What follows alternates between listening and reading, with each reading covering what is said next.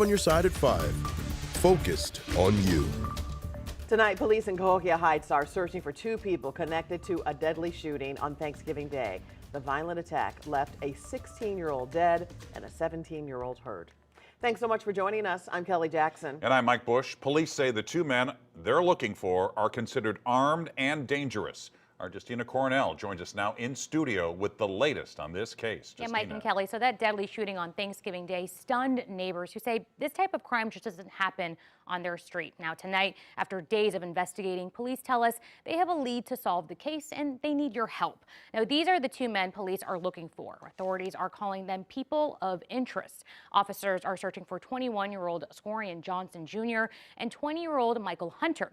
Again, they say both men should be considered armed and dangerous. Now, the deadly shooting happened around 4 in the afternoon last Thursday in the 300 block of Adele Avenue.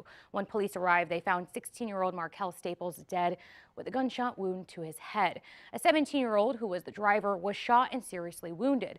Now, Martha Gerlach, who has lived in the neighborhood for more than 60 years, and she was celebrating Thanksgiving dinner with her family when this all happened.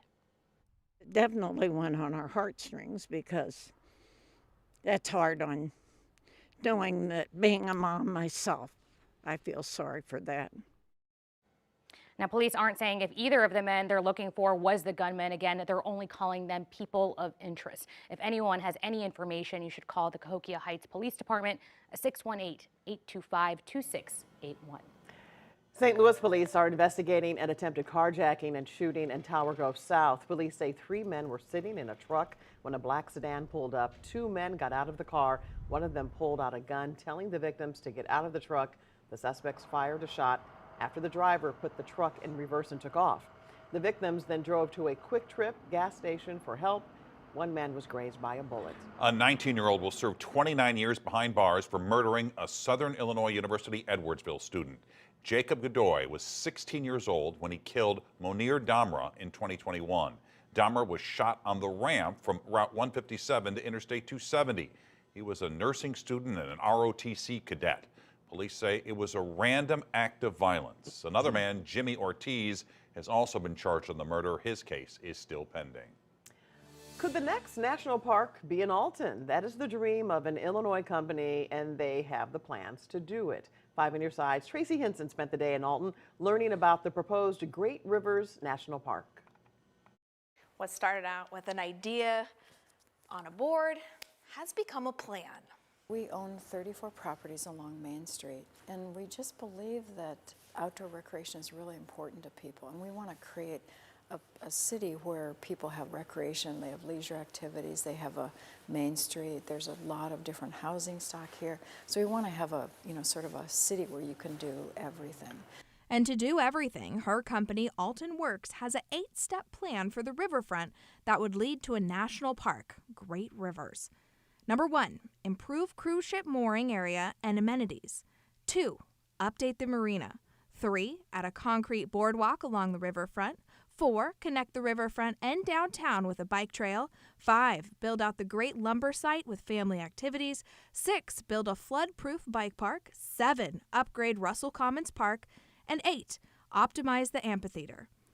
All this does hinge on one big thing, though, relocating Argosy Casino and not to the waterfront. Well, I think it would be difficult to say this is the front door to a national park if you have a casino right there. We might be years away from the Great Rivers National Park, but every plan has to start somewhere. In Alton, Tracy Henson, 5 on your side.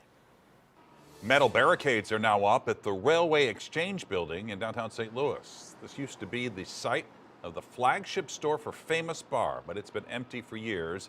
The barricades are to prevent homeless people and vandals from breaking inside.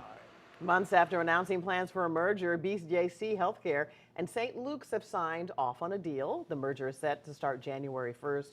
St. Luke's will keep its branding in its home market of Kansas City, and BJC will keep its branding here in St. Louis. The health system says it will give them more leverage negotiating healthcare prices. Missouri's Attorney General is reviewing the merger and must sign off.